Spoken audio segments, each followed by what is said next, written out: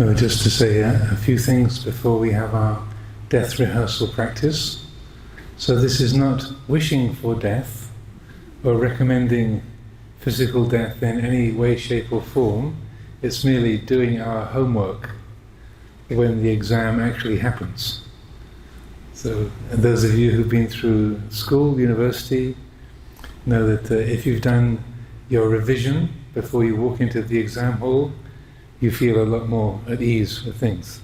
If you go to the exam hall and you haven't revised your subject, then there's necessarily more anxiety, I would say, for 99.9% of people. So we're not doing this to say that to bring our physical death any closer, but simply to get our mind around the actuality of that event and to be ready and prepared in a skillful way when that time comes. Also, in the present moment, the principle is to become aware of what particular attachments and feelings of identity or ownership that there are in our minds. That this kind of exercise is a good way of discovering that, I'm far more attached to that than I realized. So I thought that was something I had let go of, but I'm still really attached. So first of all, can people hear me clearly enough? Apparently there's still a little difficulty at the back of the hall. I'll try to speak clearly and simply, but hopefully everyone can make out what I'm saying sufficiently well. So this kind of practice, I've led these death rehearsal meditations a number of times at Amaravati Monastery and in other places, and I feel it's a very useful exercise. So what we'll do is I'll invite everybody to lie down with your head towards the Buddha image, feet away.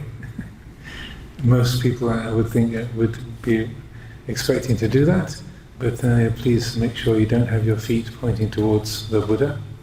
And then I will speak for about an hour. We'll have a kind of guided meditation, and I'll be offering various reflections along the way.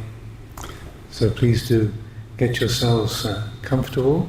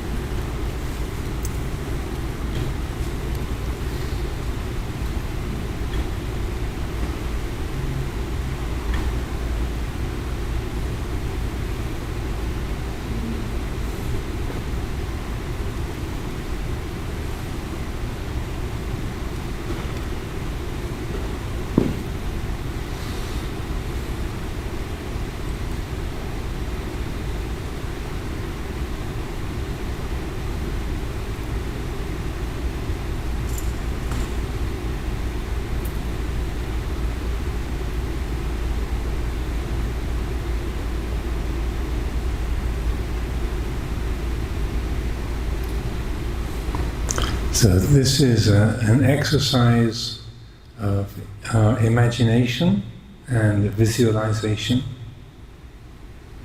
and the framework is that this is the last hour, or maybe less, maybe 50 minutes, or maybe more, maybe 70 minutes. We don't know exactly how long we have, but this is the last minutes of our life in this world.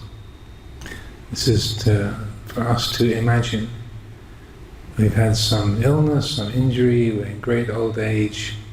There is just an hour or so, maybe less, maybe more, of our life. So we know there's very little time left, and when the bell goes, at the end of the meditation, that will be the time of our last breath. That's the framework for this practice. So we have about 60 minutes, maybe 50, maybe 70. It's uncertain. But when the bell goes, that's the moment of this life coming to an end. So we have this amount of time to look at what the mind is attaching to, what it takes to be as who and what we are, what belongs to us, and to let go, to follow the Lord Buddha's advice to Mahanama, to see what we are attached to, and to learn to let go.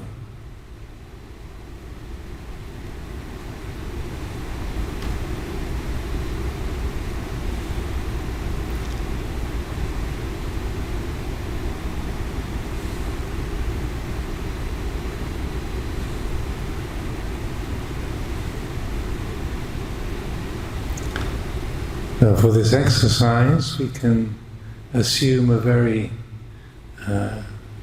positive situation, that your body is not filled with physical pain, and instead we can focus the attention on the mental world, the world of our memories, the world of our feelings and our thoughts as they appear in the mind. The sensations of the body are not dominant or painful or difficult during this time.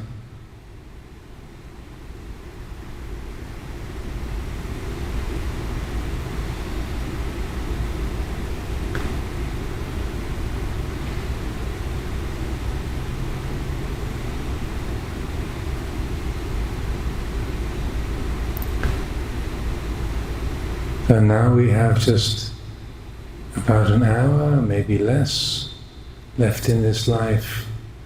Let us first consider what kind of resentments, what kind of negativity, what grudges are still here in our heart in relationship to people who have treated us badly, those who have been cruel, those who have taken advantage of us, those who have hurt us, either deliberately or even unconsciously. To cast the mind back to our childhood, when we were small children, young children. Is there anybody that we are carrying around who treated us harshly, that we still feel negativity towards? Our mother, our father, an elder brother or sister, a cousin, an uncle, an aunt, school teacher, someone who bullied us in the school, teased us, treated us badly, insulted us. Is there anyone that we are carrying around? Cast your mind back into the past, to your childhood. First of all, as a young child, in primary school,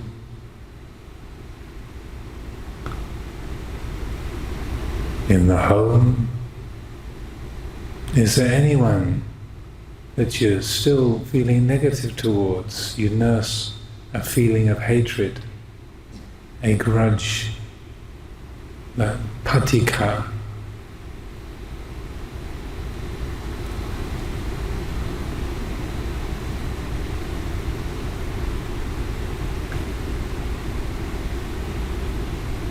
If there is that kind of negativity, someone who mistreated you, hurt you as a child, bring that person to mind, their name, their face.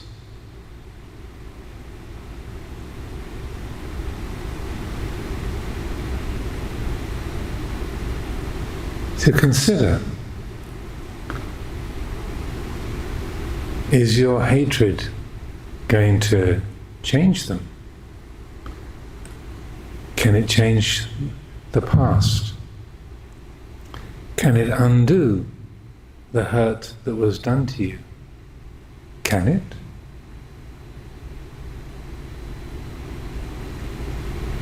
To consider, when that person mistreated you,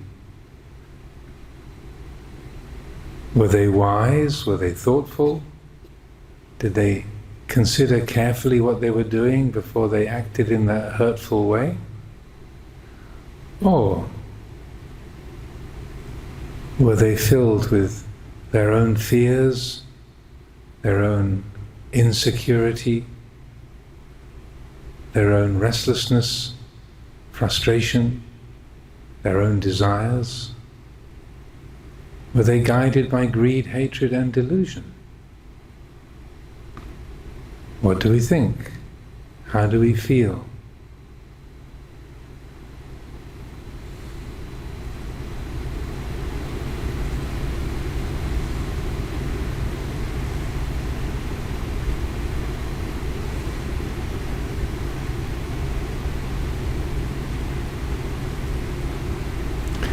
When we reflect that the harm that was done to us, people treating us badly, rudely, cruelly, isn't it always the case that they're acting out of ignorance, unenlightened, self-centered fearfulness, attachment, their own insecurities, their own biases of anger, desire, fear, delusion? So can we find a place in our heart to forgive, to recognize that such people were unenlightened, unawakened, and that unenlightened state, that state of mind governed by greed, hatred, and delusion, was painful for them too. What a painful, uncomfortable world they were living in, to have treated you and others so badly. Can we forgive them? Can there be compassion for their state of delusion, their state of ignorance and insecurity?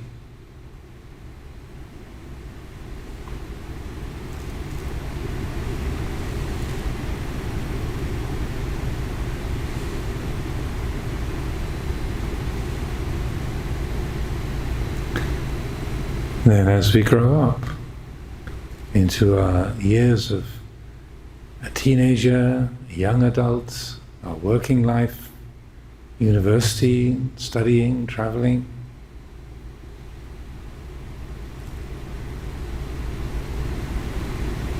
who else in our life treated us badly? A teacher who singled us out for making fun of us, being cruel, or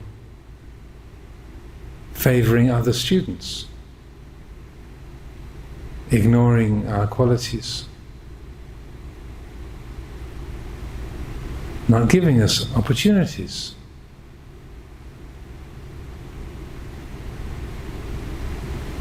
People in the government, our employers, taking advantage of us, making us work long hours for little money just for their own greed, their own gain.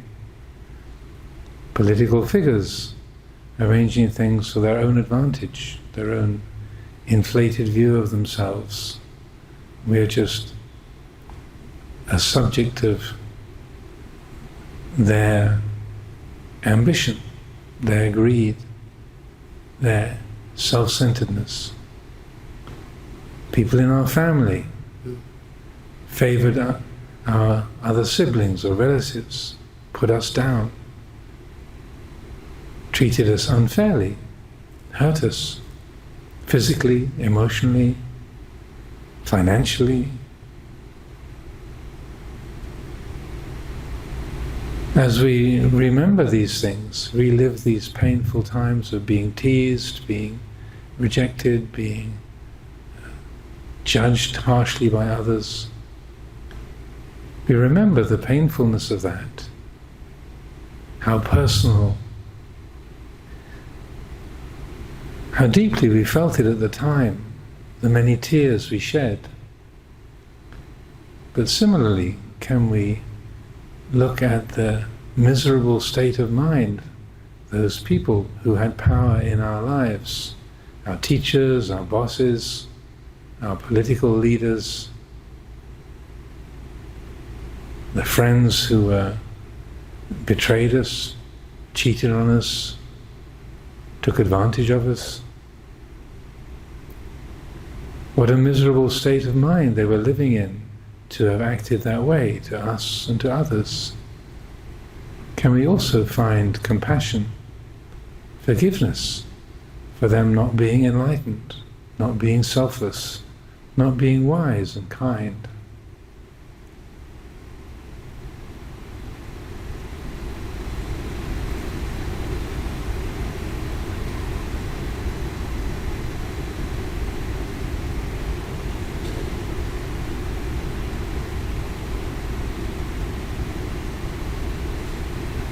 If we bring those people to mind and remember the tears we shed, the grief and rage that we experienced, maybe we find we like the idea of forgiveness, but we find us gritting our teeth. I can't forgive. If that's what arises, bring attention to that feeling of, I can't forgive, I can't let go. To feel that, to know that, to be aware of that I can't forgive feeling. Who does that belong to? Is that something to carry with you? You've got less than an hour left to live. 55 minutes, maybe 50, maybe 45. Do we want to believe in that, buy into that? Do we want to carry that hurtful memory, that hurtful person with us? Can we let them go? Can we be patient with that lack of forgiveness in us? Can we forgive ourselves for wanting to hold on? Feeling that, knowing that, the heart loosens, relaxes just a little.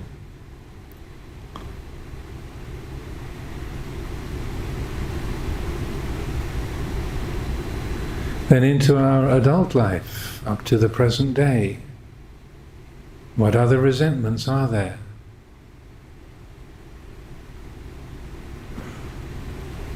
The people that we work with, the people who run the countries that we live in, who run the corporations around the world, the business partners who've cheated us, our romantic partners who've betrayed us, lied to us, taken advantage of us, our children or grandchildren who don't respect us, treat us badly, are unkind, rude, ungrateful.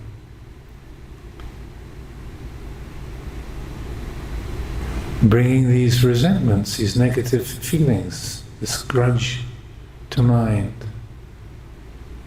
to feel that, to know that. And once again to consider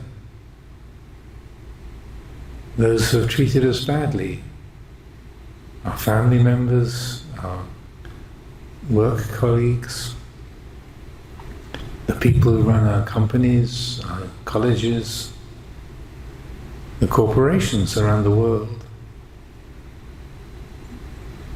Consider the depth of ignorance, selfishness, hard-heartedness that they experience. What a miserable state to be in. What a horrible world they've made for themselves.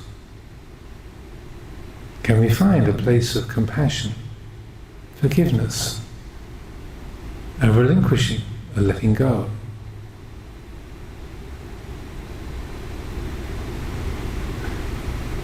Acceptance of other people's cruelty and selfishness doesn't mean approval. We're not pretending that we're trying to be glad that a family member cheated us or that our bosses took advantage of us. Somebody bullied us. Our loved ones cheated on us. We're not pretending that we approve, but we accept. When there's ignorance, this is what follows. People act on their impulses. They live reactively, chasing after what they like, opposing and contending against what they dislike. They're making a miserable world for themselves to live in.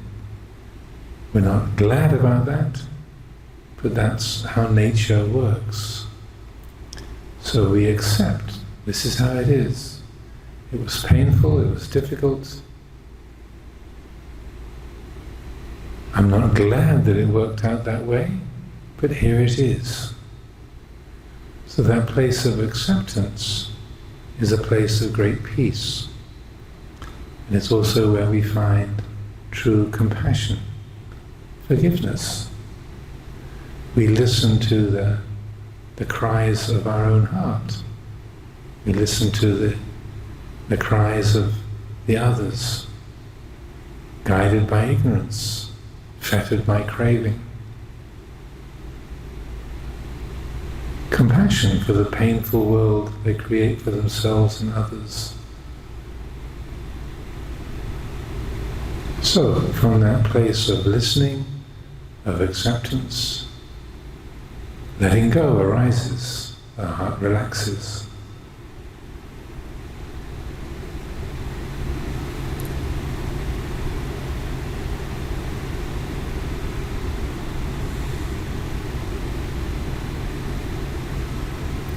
Around 20 minutes have gone by already, so fast. The time is ebbing away. Now only 35, maybe 40 minutes to go. Maybe only half an hour.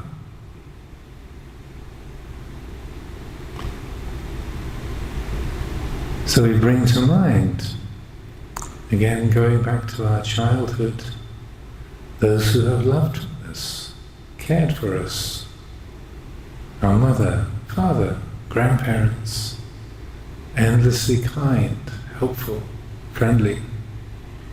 Our big sister who looked out for us, looked after us. The friendly school teacher, the one who took extra care to love, support, guide us. Feelings of gratitude, katanyu, arise in the heart. How wonderful to have been loved, to be cared for, to be guided, nourished, fed, housed with such patience, such warmth by wonderful beings in our life.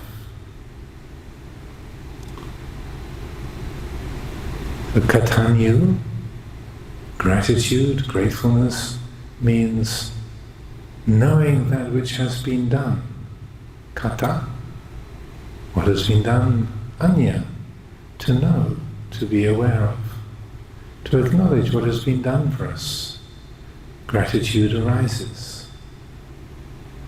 Katavedi, is the feeling of appreciation and the feeling of wanting to repay or to echo the kindness that has been done to us.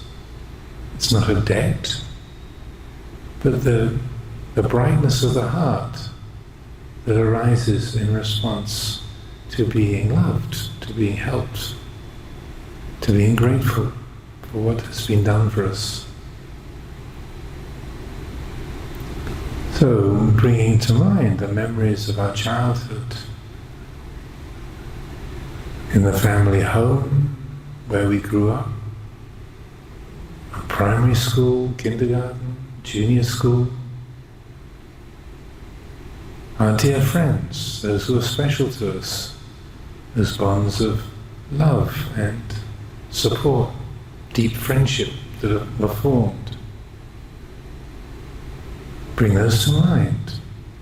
Feel the warm glow that comes from appreciating the kindness, the generosity, the compassion of others. How people worked for us, cared for us, looked after us when we were ill, when we were needing help, when we were in trouble or sad. Those who gathered round and offered kindness, warmth, support. How lovely, how amazing, how wonderful. Let that glow of appreciation, of katanyu, gratitude, fill the heart.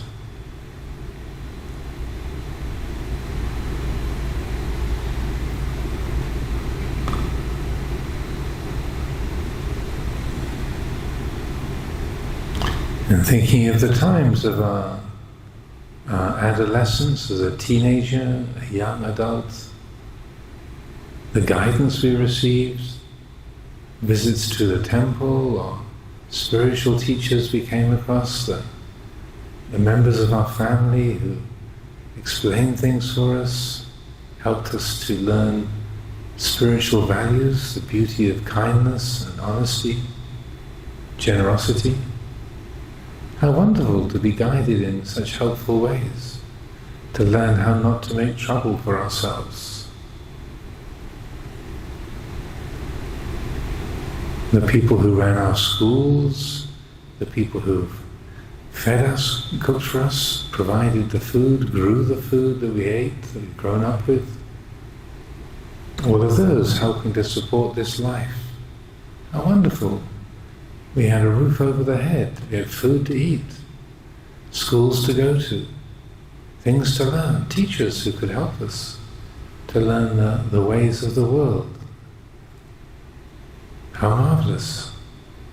People cared about us, teachers who went the extra mile to guide us, support us, educate us. There's those feelings of gratitude, katanyu katareti, let that fill the heart, great appreciation. How amazing, how wonderful to have been helped. Even if it was just a few people, one school teacher, one member of your family who really cared, who really helped. Marvelous. How lovely, how important. One trip to the temple, one journey to a monastery, one encounter with a wise being. To appreciate, to be grateful for those encounters, those meetings.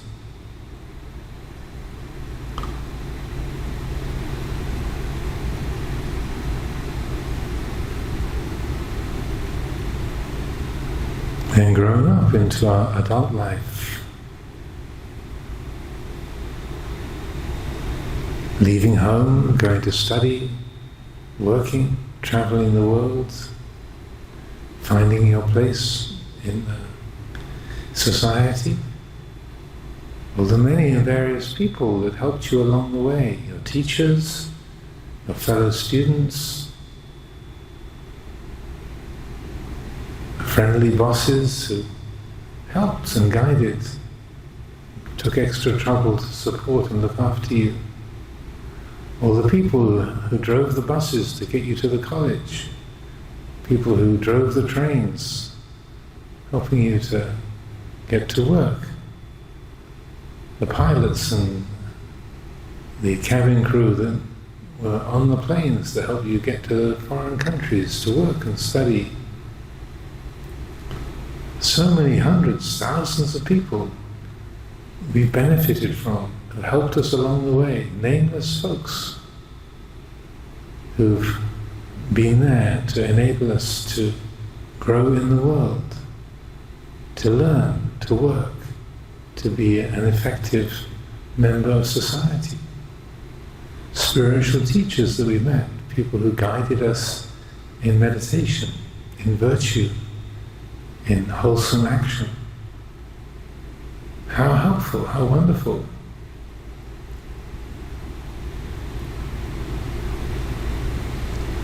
I learned some of my first spiritual lessons from the chowkidar, the sweeper and cleaner in the first monastery I stayed in Phuket as a 21-year-old.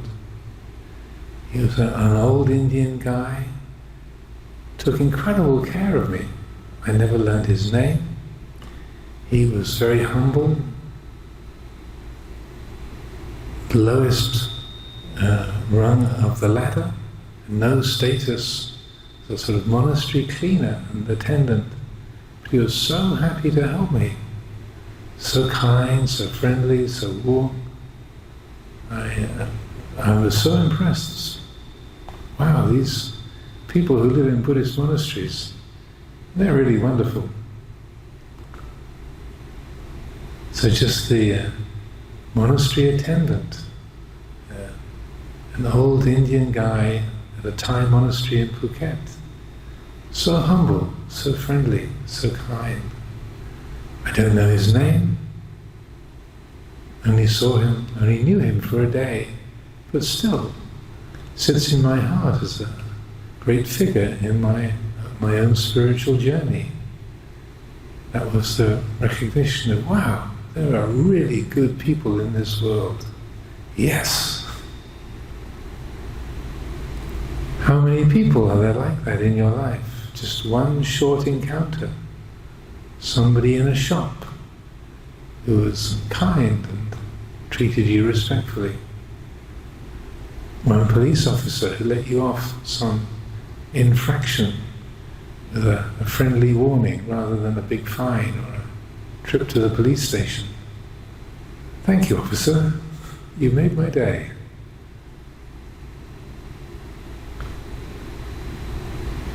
Into adulthood, up to today, how many people have helped us, been our teachers, our guides, supported this life, growing our food, driving our buses, building our cars, making our clothes.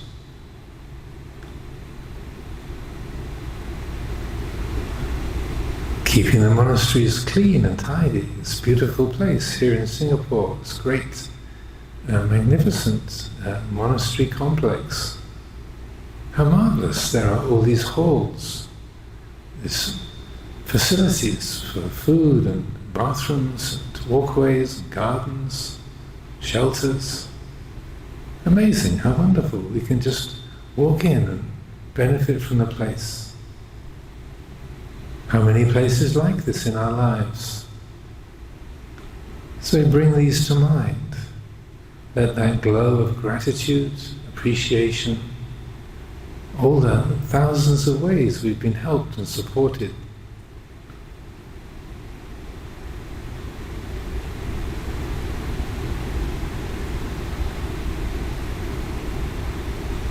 Here we are in the house of the Lord Buddha.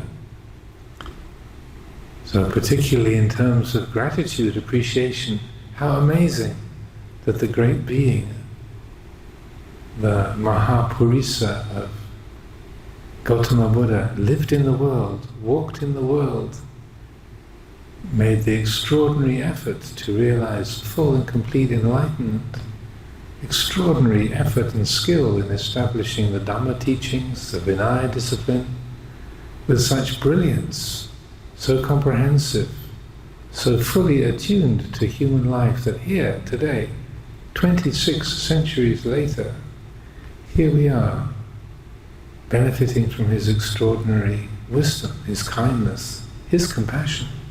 Amazing, incredible. Let that appreciation fill the heart.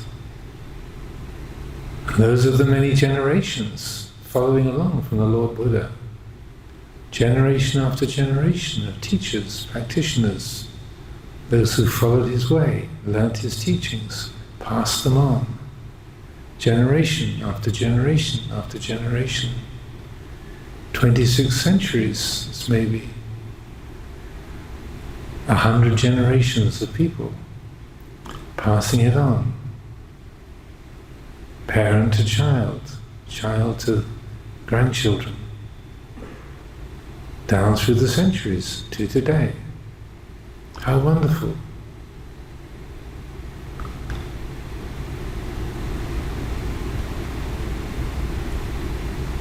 So as the minutes tick away, it's now been 35 minutes, maybe only 25 left, maybe 30, maybe 40, maybe 15. Our life is ebbing away, our breath is getting lighter. There's so much gratitude, so much appreciation, all that has been given to us to support this life.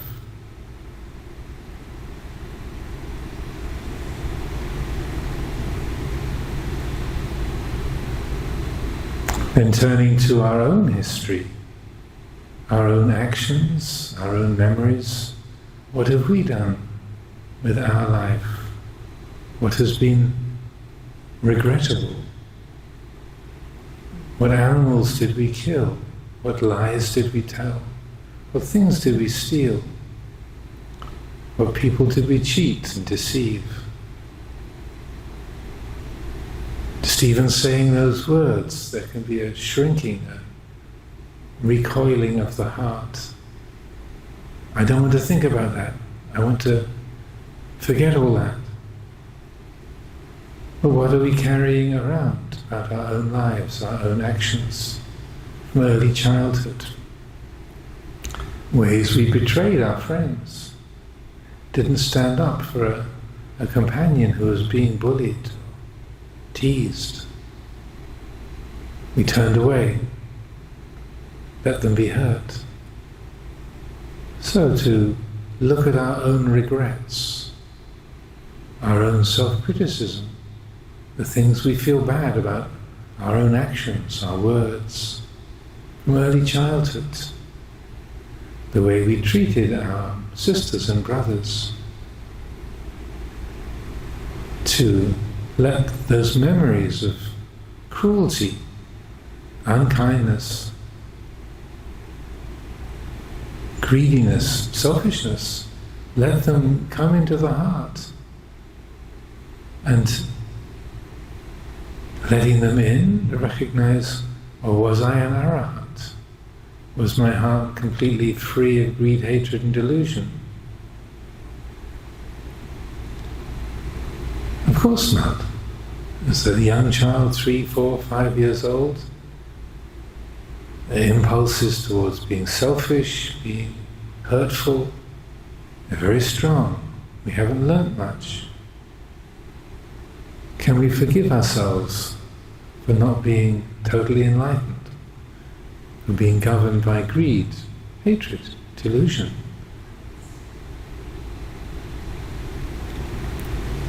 For saying hurtful things, foolish things. Of course we can. We can forgive. Just as we would forgive another child so young, so fragile. We can forgive ourselves.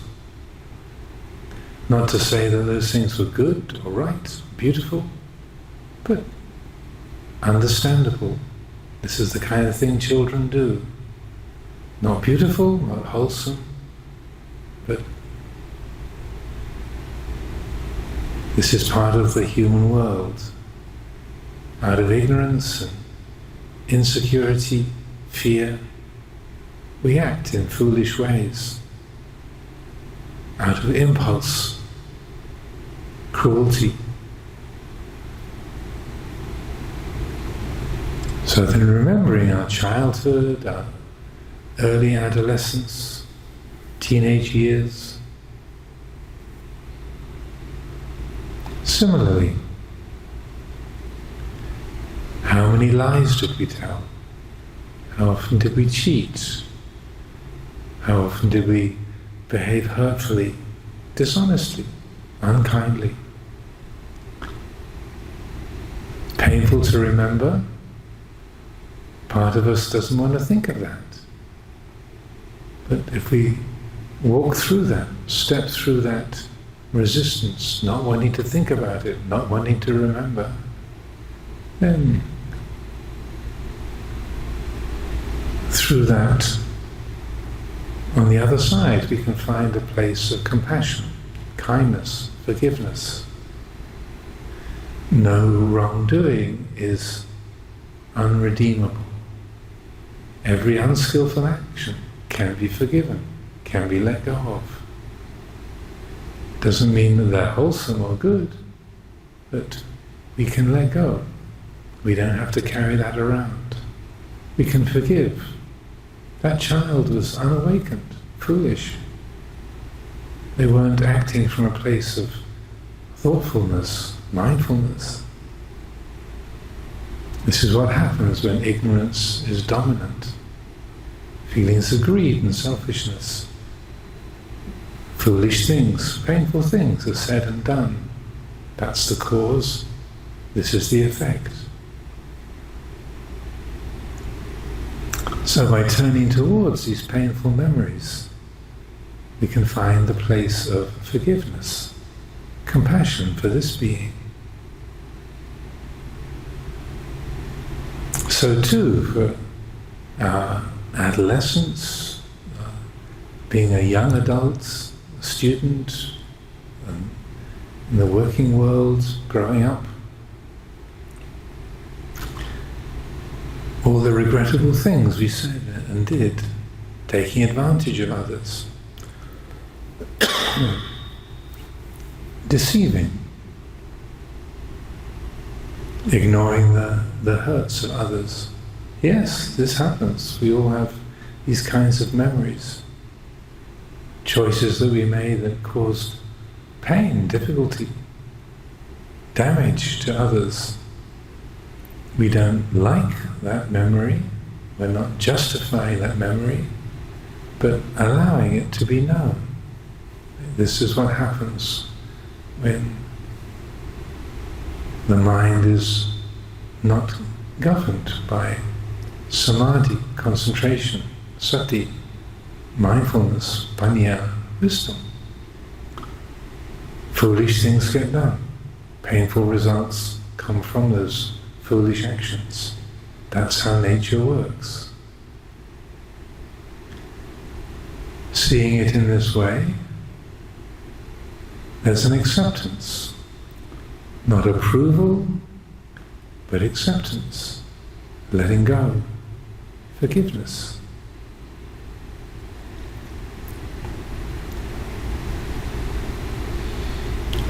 Through our adulthood, our choices in the career we followed, the relationships we formed, the marriages we've had, and the marriages that have ended, relationships that have arisen and passed away.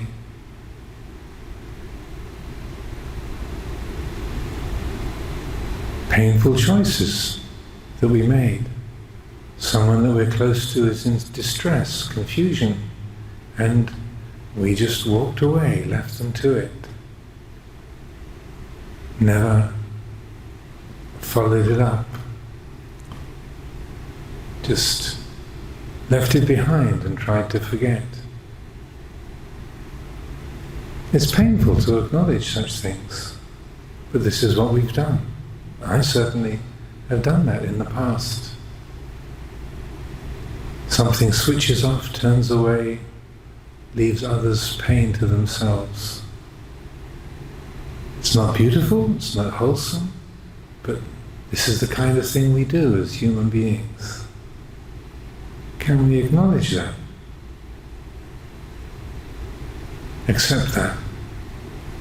Forgive that.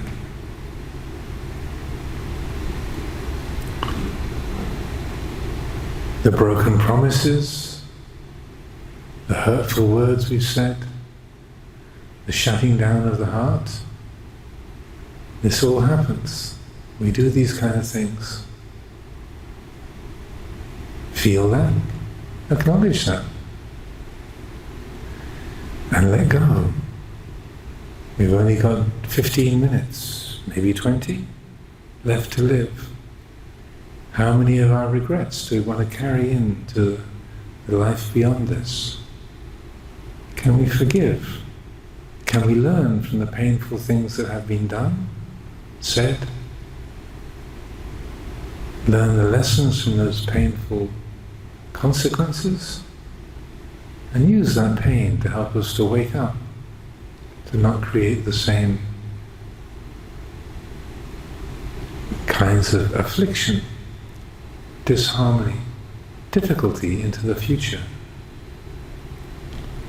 If we use suffering skillfully, the painfulness of it helps us to wake up.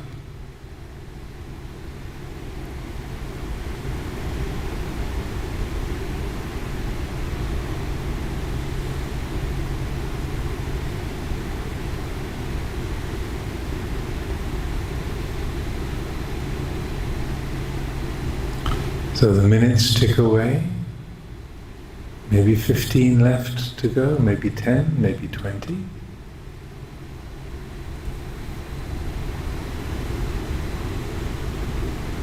Now the most challenging of recollections, reflections, is to contemplate our own goodness.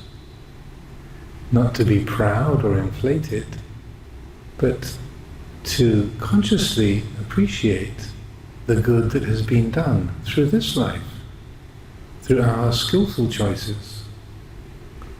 This is called Chaganusati, recollecting your own goodness.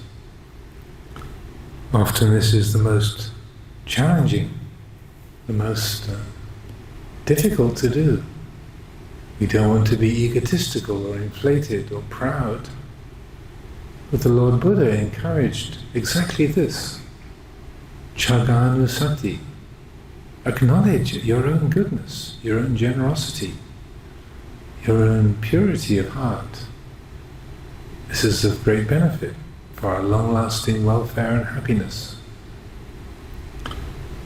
Alright, once again, going back to your early childhood, to remember when you did help a tearful friend, when you put aside what you wanted to do to go along with what your sister, your brother wanted, what was important to your friend. There's times of kindness when someone was tearful and you put your arm around them and comforted them. You were there for them. Your own acts of kindness as a little child, rescuing an insect that had fallen in some water, nurturing the lives of small creatures, looking after the things in the home that you could lend a hand with, offering to help your mother, your father, other members of the family. Even as a small child, think of the many actions that we took, things that we did, motivated by unselfishness, kindness, compassion. And when we recollect those good actions, not to be inflated or proud, but to consider, yes, That was beautiful. I'm really glad that I helped in that way. I took the trouble to look after that friend, to rescue that creature, to feed those birds, to help my mother with the work she was doing to the degree that I could. Yes, that's a beautiful thing. If somebody else had done that as a child, you'd be full of praise. When it's us, we're often a bit more shy or cautious, not wanting to be inflated, proud. But remember, to rejoice in the good that has been done, anumodana, to delight in the good that you have done. As a young child, growing up, 8, 9, 10 years old, 11 years old, how you helped your school friends, how you looked after your younger sisters and brothers, how you helped your mother, your father. You sacrificed your own convenience, your time to help the family, to help your friends, to be a good student. Notice that, feel that. Let the heart glow. Punya, boon, blessings, is the brightness of the heart that comes from wholesome activity. Let that punya be acknowledged, let it be known. As these last minutes tick by, maybe 5, maybe 10, maybe 12 or 15, recollect through your childhood as a teenager the good that has been done, those kind words, the extra effort that you put into helping your friends,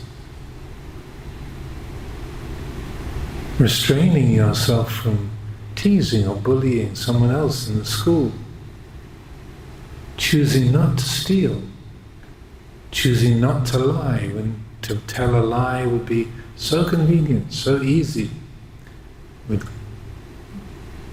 be so attractive, but choosing to tell the truth, feeling the goodness of that, the value of that.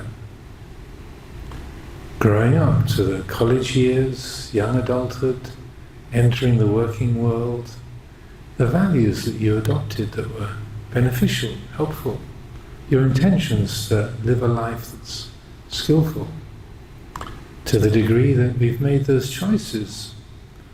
Look at those, feel those, and say, yeah, I'm glad I did that. That's a wholesome thing to be guided by. Feel that. Let that be known.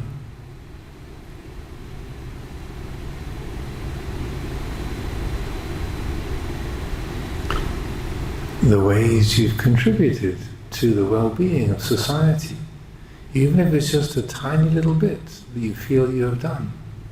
Just one simple act of kindness, one friendly word, like the old Chowkidar, the old Indian guy in the monastery in Phuket. Just little does he know, one kindly conversation with a wandering hippie from England that strolled into the monastery. One kindly word to somebody on the bus. One gesture of generosity to a stranger. A helpful hand to a friend who's struggling in the workplace, who's broken-hearted over a relationship coming to an end, taking the time to wipe their tears to be a friend. Yes, how wonderful. What a beautiful thing to have done.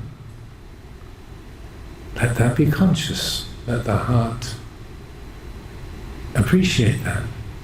Know that. Feel that.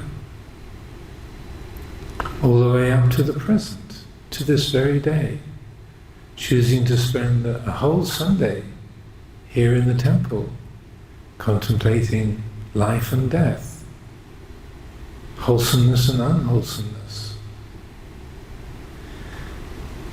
Not just for the value it brings to you, but also to the example, the value it brings to the people around you, the people in your family, the workplace. Just knowing that you spend your time in this very skillful, wholesome way. Each little gesture has its effect. Rejoice in that. Be glad. Celebrate the good that has been done.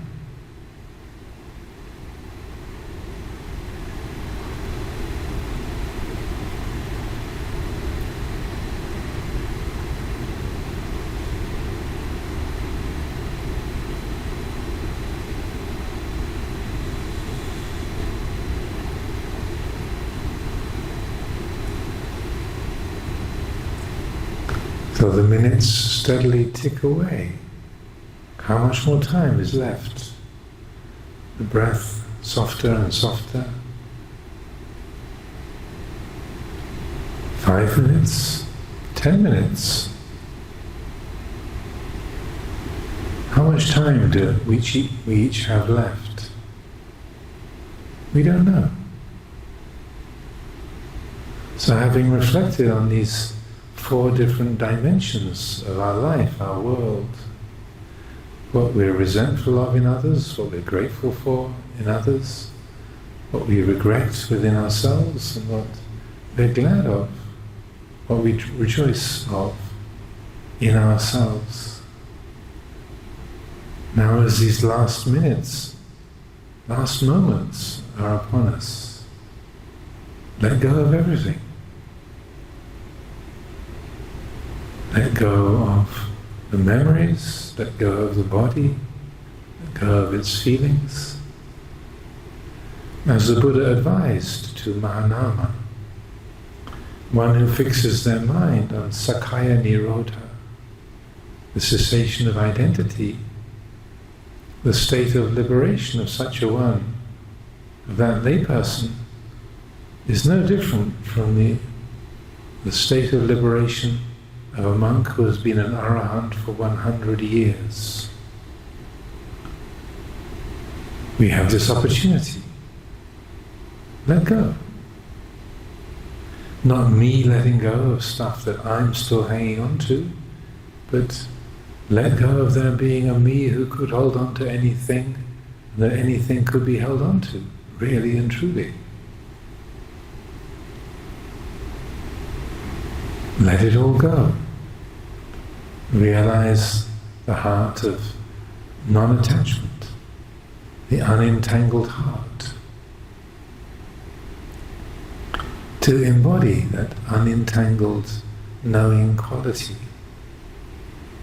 being that knowing, being Dhamma itself. This has always been the case. The fundamental nature of the heart is Dhamma. It's not a person, not an individual, not an I, not a me. The fundamental nature of the heart is Dhamma itself.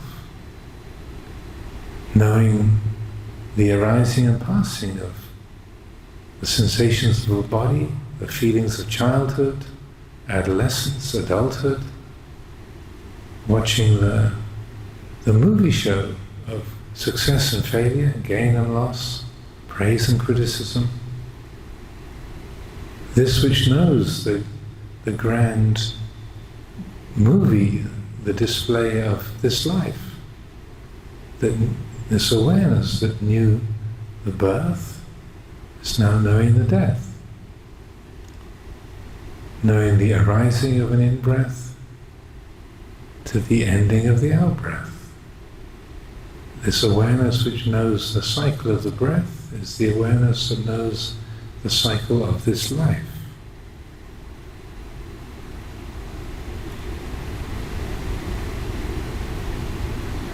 In this moment, there is no thing that comes to be.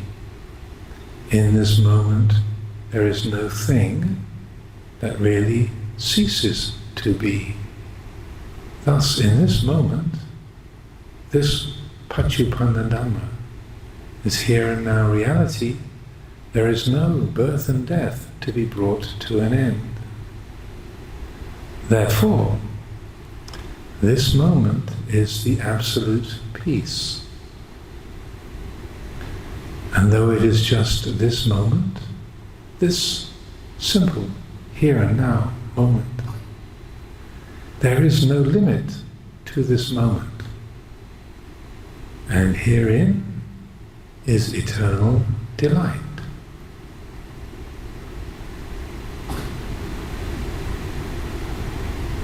No one was ever born, no one ever dies.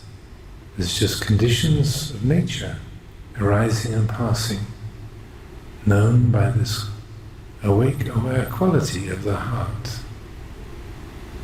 It's always been this way.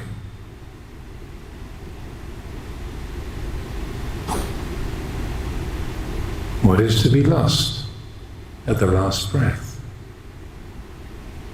This which knows the body breathing, knows the body not breathing. This which knows the in-breath, knows the out-breath. This knowing is the refuge, the Buddha Sarana, Dhamma Sarana, Sangha Sarana.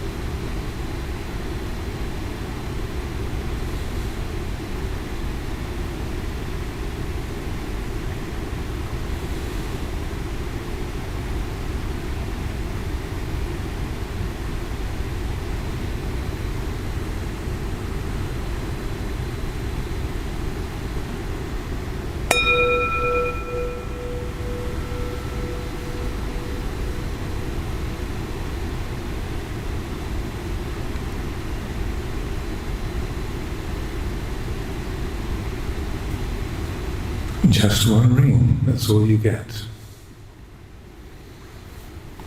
So please welcome yourself to your next life. Please rise up gently.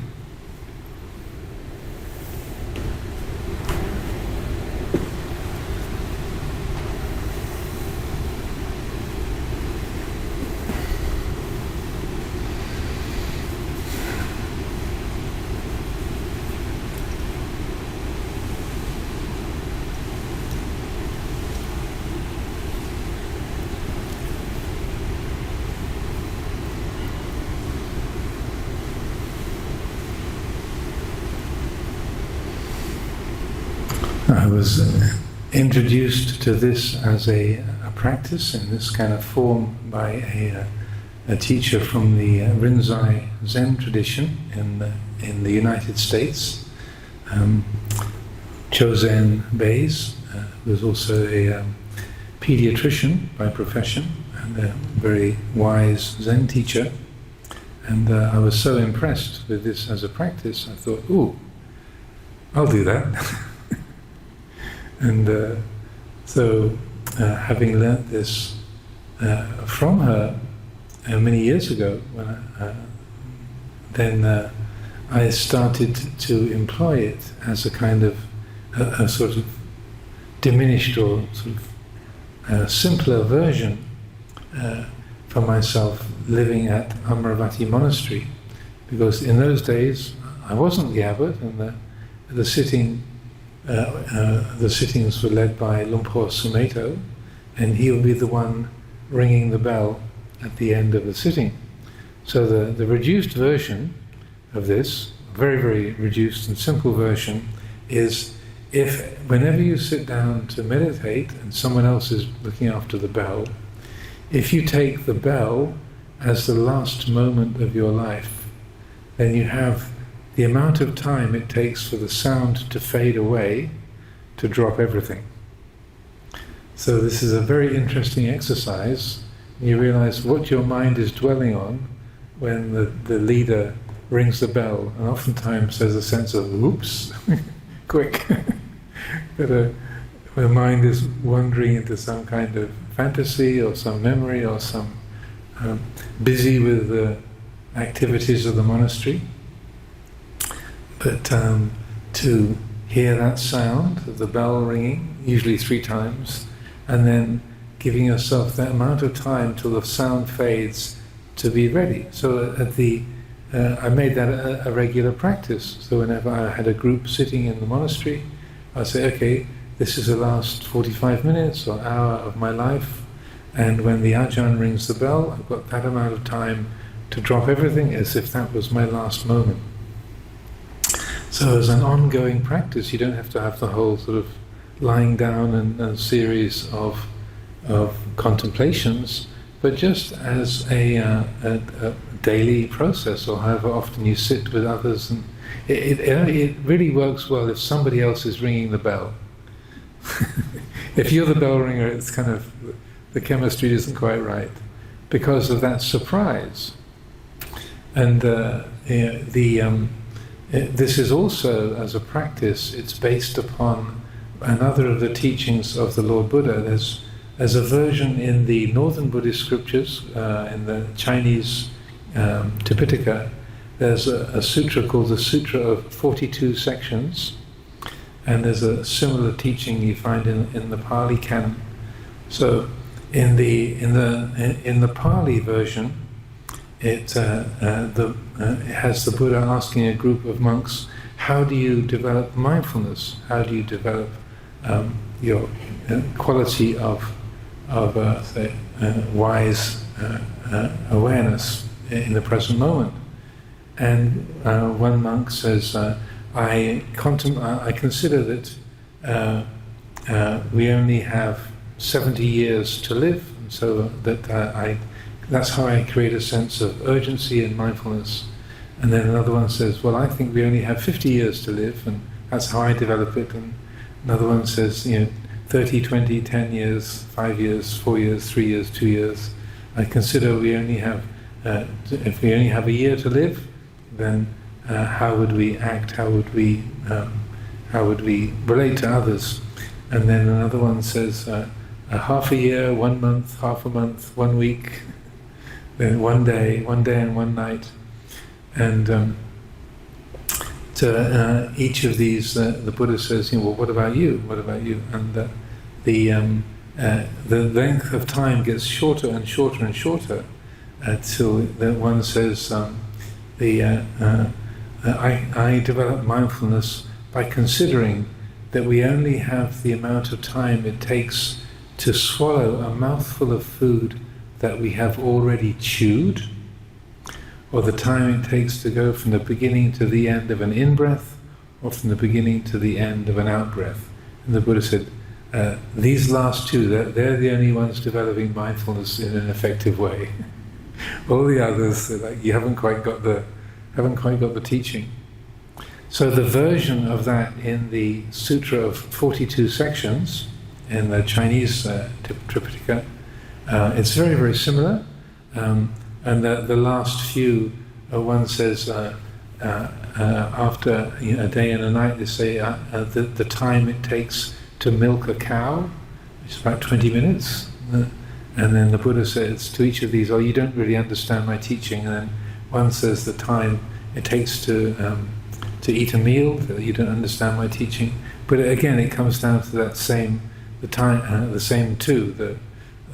it takes to swallow a mouthful of food, and the time it takes to go from the beginning to the end of an in-breath, or the beginning to the end of an out-breath. So if you time that, that's about 3 or 4 seconds, in my estimation. And those of you who are familiar, medical professionals here, or know about the kind of effects of a heart attack, or particularly an aneurysm, when a blood vessel bursts in your brain, again, you have about 3 or 4 seconds before everything goes black and you go unconscious. So the Buddha was very accurate. We have a guaranteed lifespan of 3 or 4 seconds. The rest is extra.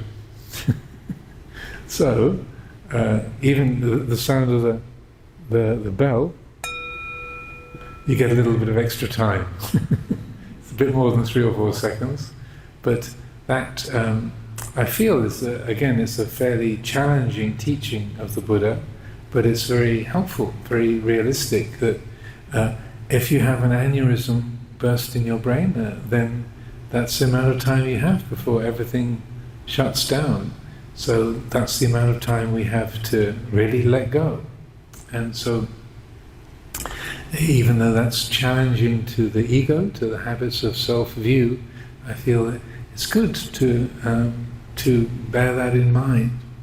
And a story I was told by a friend of ours in the United States, when I was living in America, our monastery, Abhayagiri Monastery in Mendocino County, half of the land there was donated to us by Venerable Master Xuan Hua, who was the abbot of City of 10,000 Buddhas, Wangpo-Chang, and that property we developed as Abhayagiri Monastery, and a group of Thai people bought the property next door. So we have several Buddhist monasteries in the area, and so the folks next door are disciples of a forest Ajahn called Ajahn Tum Kipapanyo. And so most of the Thai people who were students of Luang Por Thun, they would come up and spend a weekend or a few days at the monastery, their monastery, and then drive back down to the city after the weekend or their stay. So on one occasion, a group of them were traveling back to San Francisco. There was a layman was driving the car, there was a lay woman in the front seat, and an 8-precept nun in the back. And those of you who might have been to Northern California, this is on Highway 101, which follows Russian River up through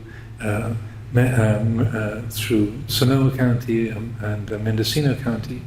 There's a particular stretch of the highway where it's right close to the river, and the river winds through this very steep canyon. It has these long curving bends. And so on this one particular curve, the driver, whose name was Krit, he was taking the bend, and he said he saw this car coming towards him. At first, his eye presumed that the car coming towards him was going to take the bend in the same way. He was going south, they were travelling north. He said when they were about 50 feet away, so maybe 10, 15 meters away, he suddenly realized, oh, that car is not taking the turn. It's coming straight at us. So his eye was sort of deceived at first. And so the car was only 10, 15 meters, like 50 feet away, when he realized, oh, it's coming straight at us.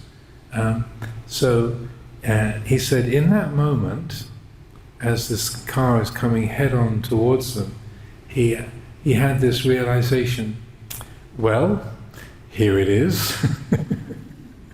This is what all those hours I've spent sitting with aching knees and a sore back up at the monastery, this is what it's all been for. He had time to have that thought. His time slowed down somewhat. He knew he couldn't get out of the way. the other car was too close. He couldn't swerve. It was right. They were both doing about 60 miles an hour, so they were closing at about 120 miles an hour effectively. He realized, I can't get out the way, they're coming right at us, okay, get ready. So he said, he had that thought about, this is what I've been meditating for. So he let go of the steering wheel. And just, he knew there's nothing I can do to get out of the way. He let go of the steering wheel, and the other car rode up over the bonnet and then took the roof of their car off. Fortunately, it went through on the side of the passenger, and the passenger, she was very small. Her nickname was Noi, which means little, and she was only about 5 feet tall. So the car went over her head, didn't touch her, ripped the roof of their car off, and then crashed behind them. Sadly, the driver of the other car died in the crash, but all of the people in Krit's car, they were okay. The 8 precept nun in the back seat, she had quite severe bruising, but the 2 in the front had their seatbelts on, and they were okay. And so I felt that was a very interesting story, that sometimes you don't even have 3 or 4 seconds. He had about 1.5 or 2 seconds. That was all he had from the time he realized, oh, they're going to hit us. That was all he had. But there was time to realize, okay, this is the end, get ready. So even if it's very sudden, then if we've prepared ourselves, if we've done our homework, done our revision for the exam, then we know what to do. And he was kind of surprised at how he knew exactly what he needed to do. He said, I felt quite pleased with myself. But he was a layman. He had a busy life in San Francisco, and didn't think of himself as being particularly spiritually advanced, but he was, quote unquote, pleasantly surprised that having done that kind of preparation, having done his homework, then when that impact came, he knew what to do, and he was surprised how ready he was. Okay, the end is coming, here it is. So he survived, relatively unharmed, but it did change his perspective on his life. Anyone who's had a near-death experience like that, or a close encounter with death, it's very commonly the case that it puts your job and your relationships and your worldly activity into a different perspective. So this kind of death rehearsal is also designed, it's not a near-death experience like a car crash or a serious illness, but it also, the purpose of this kind of practice is to help us to change our perspective, to see things a bit differently. And particularly, I feel these exercises of reviewing our life and seeing where we are still, the heart is still attached to various things, then that can be extremely helpful. It tells us where the work needs to be done. And so I don't know how it was for all of you, but hopefully along the way, then there's a sense of realization, that some things it's very easy to let go of. You recollect, say, some unkindness you did as a child, and you find, yeah, I have always felt bad about that, but I can forgive that. Yeah, I was 7 years old. Duh. I was a stupid, ignorant, overexcited 7-year-old. So, excitable 7-year-olds do stupid things. Oh, okay. So sometimes things are quite easy to let go of. I'm just making that up. And then sometimes we realize, oh, that one, I am not going to let that go. I'm going to keep this one. And that's helpful to be aware of. That there's some things I know I should let go, but I can't. And in that respect, I thought I'd share with you a very helpful teaching of Luang Por Chah. He said, 50 to 70% of Dhamma practice is knowing you should let go and not being able to. So 50 to 70% of the practice is knowing you should let go, but the one that's saying, the voice that's saying, I should let go, is not the same as the one that's saying, not yet, that wants to hang on, that particular resentment or that achievement or that regret. But I feel that's extremely wise and helpful advice from Venerable Ajahn Chah, that there's a recognition, there's clinging going on, but just because it's known that it's going on, it's not sufficient to completely bring about the letting go, the non-attachment. It doesn't mean you're justifying it, saying, yeah, no, I've got a good reason. The Ajahn said, you can. The Ajahn said you can hang on if you want to. It's like, no, it's recognizing that's the chemistry of it. That wisdom and the mindfulness and wisdom that recognizes this is really unskillful, this is not helpful, this is obstructive, and this has got painful results. Yes, that's known, that's recognized, but sometimes the habit is so strong, the attachment to that attitude or that habit is so strong that amount of wisdom is not enough to evaporate all of the attachment. That makes sense? So a bit of sunshine, if there's just a little bit of rain on the tiles, when the sun comes out, then the water evaporates quite quickly. Within half an hour or an hour of bright sun, it's all dry again. If you've got a whole pond that's like 5 meters deep, then it's going to take a lot of sunshine to burn off 5 meters of water. That's a lot of the juice is needed to let that cause that to evaporate. So I feel that's helpful advice from Ajahn Chah, saying that we know it's an attachment, that we can't forgive ourselves for that. We should, but there's something that just is clinging on. But the awareness of that clinging, that awareness is the agent of change, the agent of liberation. So we need to be patient and consistent over and over and over again, recognizing the painfulness of those attachments and the painful results that come from those attachments, and then by patiently, steadily applying mindfulness, wisdom, witnessing that here's the cause, here's the effect. I hang on to this, I'm obsessed with this, I call it good and real, and I can't let go of it. So, here's the result. Ow! Again and again and again. So you're not justifying it, but you're recognizing that the thing that's going to help free the heart from those entanglements, those attachments, is an awareness of the process, and slowly, steadily, you're learning to not create the same causes for that attachment over and over again, and slowly but surely we find that the heart can let go, and we finally are able to relinquish those unskillful attitudes, whether it's love or hate or regret or resentment, fear, and whatever it might be.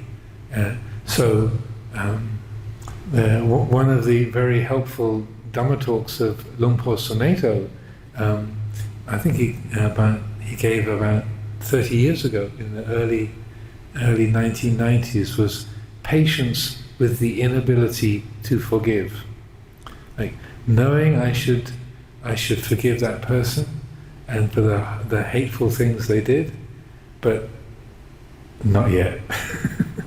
So being patient is that there's a watchfulness, you're aware, you're looking, you're knowing, you're feeling it, and realizing that it's going to take a lot of time, a lot of consistency, a lot of resolution to keep looking, to keep feeling that, and slowly the causes for that whole attachment, that entanglement, finally fade away and are let go of.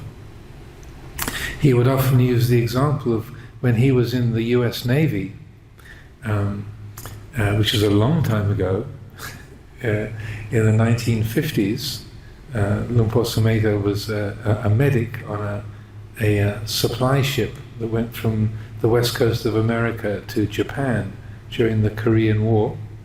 And he had a chief petty officer who was particularly, he just took a dislike to him and made his life on the ship a real misery.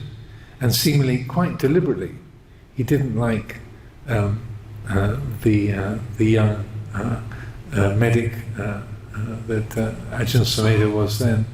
And so, as an exercise, over many years, Luang Por Sumedho would just think of the name of the chief petty officer, would just sort of test himself and just think of his name and then watch the reaction within him. Say, okay, still there. But slowly and steadily, 40 years, 50 years, 60 years have gone by, more than 60 years now, and it's okay, slowly, steadily, that, and finally it just becomes a name. But for the longest time, that was a trigger, and he would just use that as an exercise to test his emotional attachments and see, oh, look at that, even after all these years, and the US Navy is far, far behind me, way in the past, but still, that guy, he did me wrong, and I'm never going to let that go. And feeling that, knowing that, just watching what that is like in the body, and then slowly but surely, bit by bit, piece by piece by piece, that the causes are let go of, and then there can be compassion and forgiveness and a radical letting go. So we've now come to just before 5 o'clock, so I think we'll have a pause in our program.